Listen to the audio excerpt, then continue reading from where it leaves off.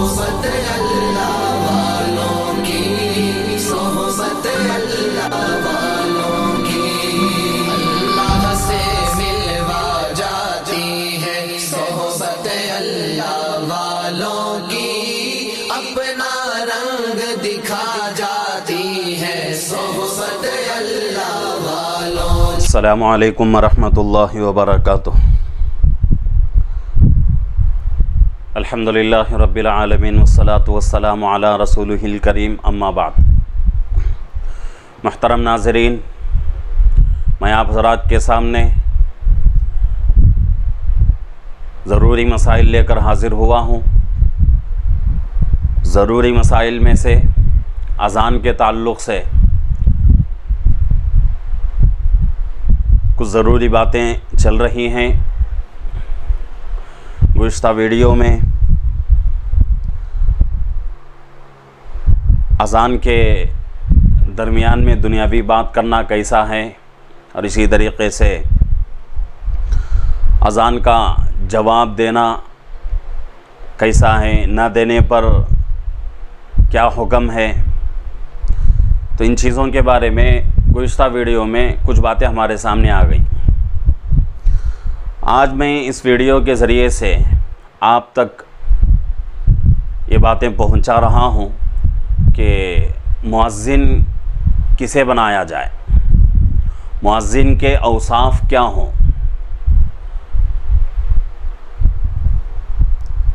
تو سب سے پہلی چیز یہ سمجھنے کی ضرورت ہے، اذان بہت ہی اونچی عبادت ہے، بہت ہی بڑا فریضہ ہے، اس لیے کہ محتم بالشان عبادتوں میں سب سے اعلیٰ اور افضل عبادت نماز ہے۔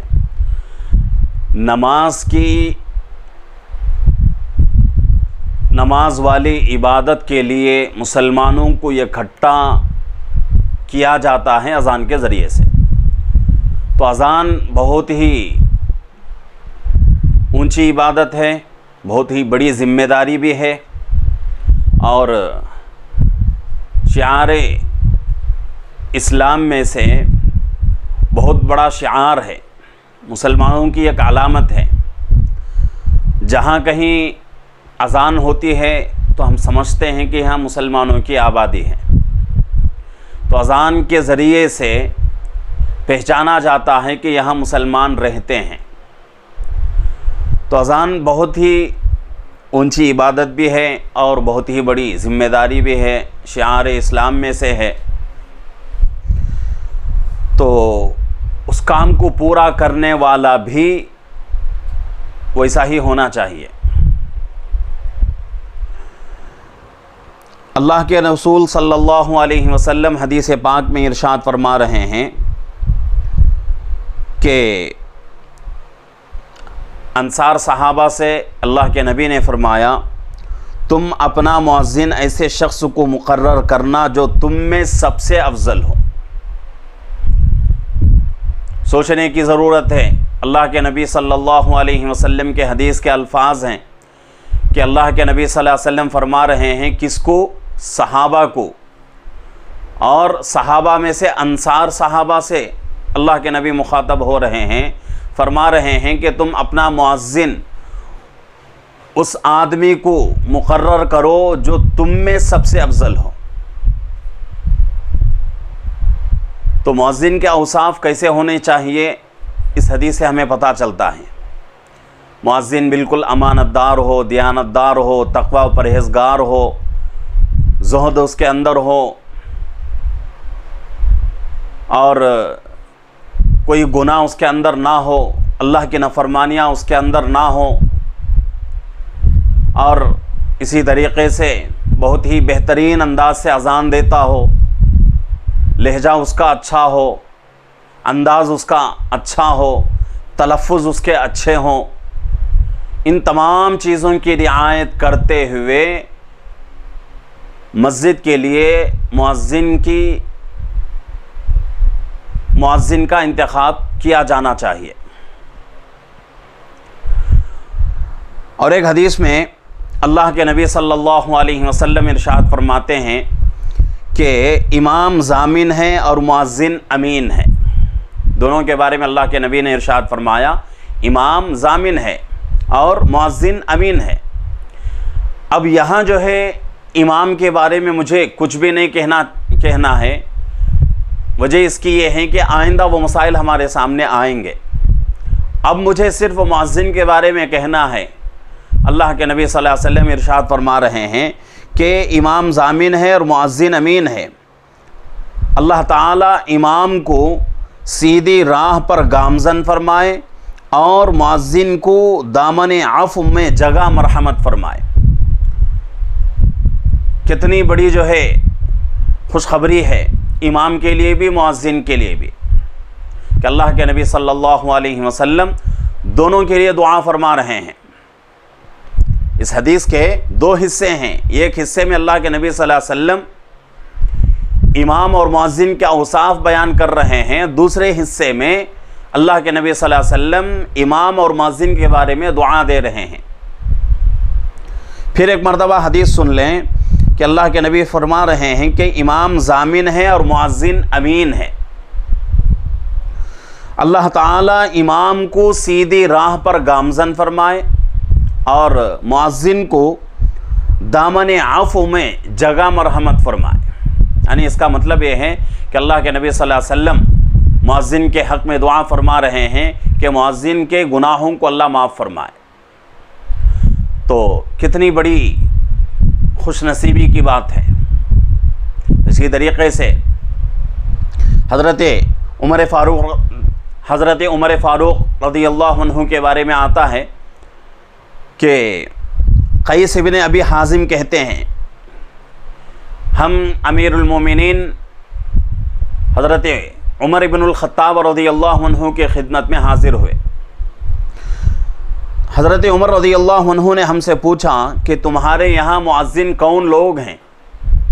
تو ہم نے کہا کہ امیر المومنین ہمارے یہاں عام طور سے وہ لوگ مؤذن ہوتے ہیں جو غلام ہیں، یا وہ لوگ مؤذن بنتے ہیں جو آزاد کردہ غلام ہوتے ہیں. دو طرح کے لوگ، یا تو غلام مؤذن بنتا ہے یا وہ غلام جس کو آزاد کر دیا گیا ہو وہ غلام مؤذن بنتا ہے. تو حضرت عمر فاروق رضی اللہ عنہ نے اس کے اوپر بہت ہی افسوس فرمایا اور کہا کہ یہ تمہارے لیے بہت ہی بڑی بد نصیبی کی بات ہے. میں اگر امیر نہیں بنتا، مسلمانوں کا امیر مجھے نہیں بنایا جاتا، یا پھر مجھے وقت ملتا تو میں کیا کرتا، 5 وقتہ نمازوں کے لیے اذان دیتا. تو یہ جو ہے مؤذن کے اوصاف ہیں، مؤذن کے صفات ہیں کہ اسی آدمی کو مؤذن بنایا جائے گا جس کے اندر یہ اوصاف موجود ہوں، جو ان اوصاف سے متصف ہو اسی کو مؤذن بنایا جائے گا. اب حضرت عمر فاروق رضی اللہ عنہ کا جو واقعہ ابھی میں نے آپ حضرات کے سامنے سنایا ہے، اس واقعے کے اوپر غور کریں اور آج کے زمانے کو دیکھیں کہ آج کے زمانے میں مسجدوں میں جو مؤذن مقرر ہوتا ہے وہ کیسا آدمی مقرر ہوتا ہے جس کی معاشرے کے اندر کوئی عزت ہی نہ ہو، ایک دم جو ہے گھٹیا قسم کا آدمی، اور اس کی کوئی عزت نہیں ہوتی، اس کا کوئی احترام نہیں رہتا. اس آدمی کو آج لوگ مؤذن بناتے ہیں. اور اس سے بھی بڑی افسوس کی بات یہ ہے کہ مؤذن بنانے میں نہ تو لوگ مسجدوں کے جو ذمہ دار ہیں وہ حضرات نہ تو اس کے اذان کو دیکھتے ہیں، نہ تو اس کے لہجے کو دیکھتے ہیں، نہ تو اس کے انداز کو دیکھتے ہیں. کسی چیز کا کوئی اعتبار نہیں. بس مؤذن ہونا چاہیے، رسمی طور پہ رسم پورا کر دیا جائے، بس کام چلتا رہے گا.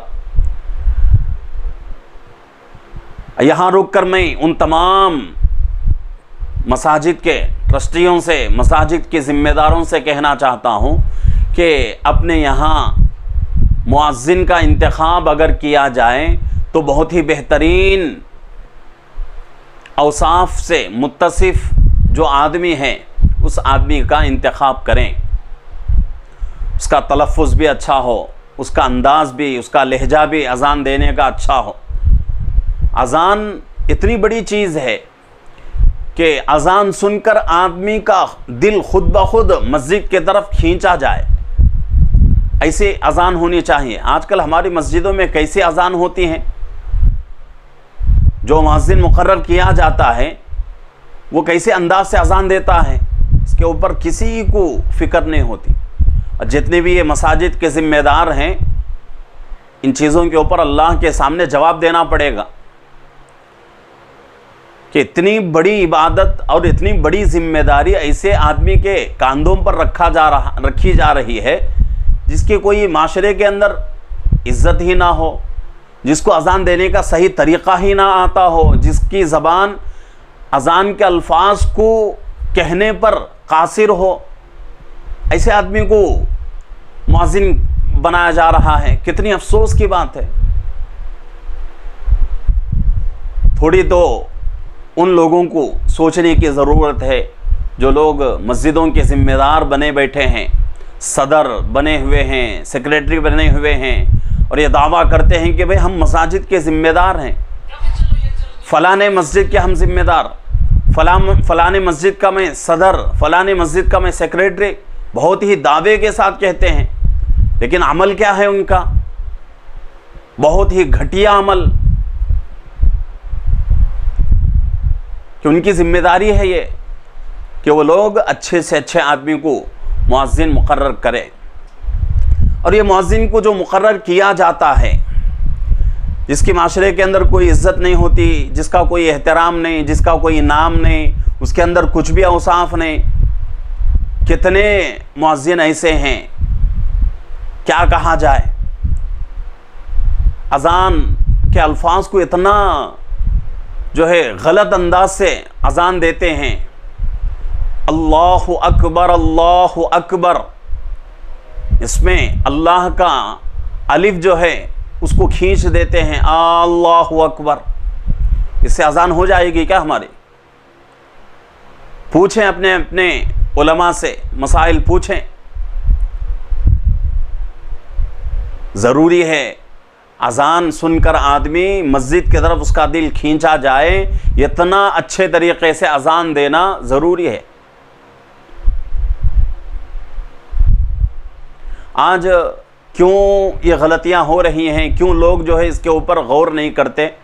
وجہ اس کی یہ ہے کہ اگر اچھا سا اچھا مؤذن رکھیں گے، اچھے اوصاف والا رکھیں گے، اچھے لہجے سے اذان دینے والے کو اگر رکھیں گے، تلفظ اس کا اچھا ہوگا، تو اس کو تنخواہ زیادہ دینا پڑے گی۔ تنخواہ زیادہ دینا پڑے گا، اس لیے گھٹیا قسم کے آدمی کو لا کر مؤذن بنا دیتے ہیں، اور اس کو خود اذان کے مسائل معلوم نہیں۔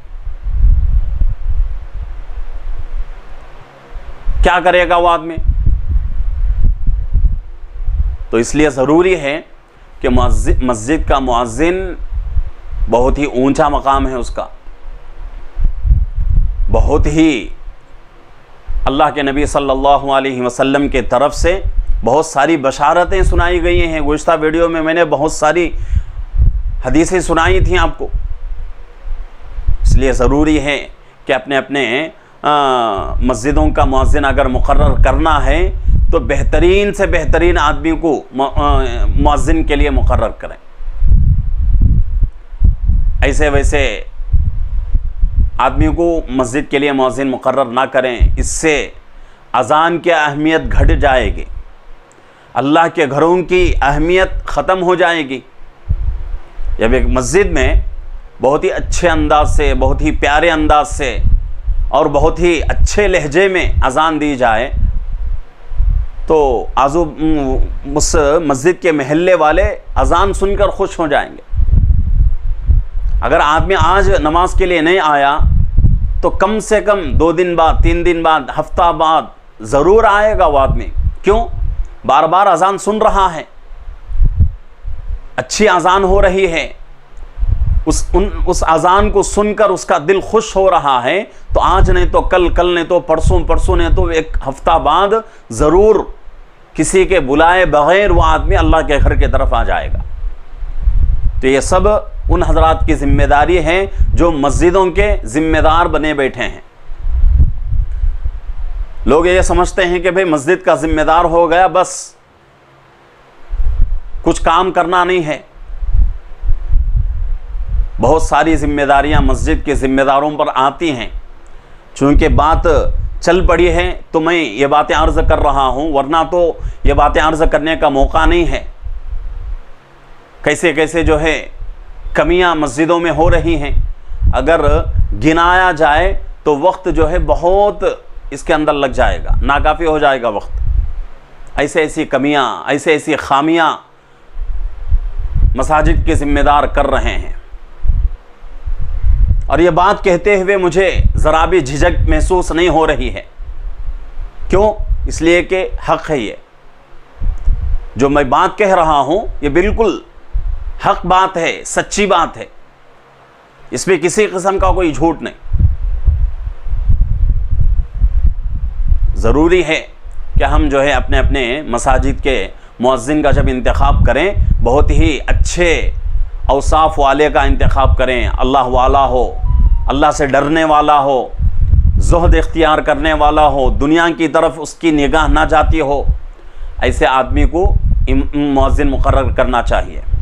ورنہ تو پھر جو ہے ایرے غیرے کو اگر لا کر کھڑا کر دیں گے، اس کو وہ منصب کا وہ حقدار نہیں ہے، لا کر ہم کھڑا کر دیے اور وہ آدمی جو ہے مرضی جیسے دل میں آیا ویسے اذان دے گا، اس میں اللہ کا نام بھی ہے، اللہ کے نبی کا نام ہے، اللہ کی تعریف، اللہ کے نبی کی تعریف۔ وہ آدمی کیا کرے گا؟ اللہ کے نام کو بگاڑ کر اذان دے گا۔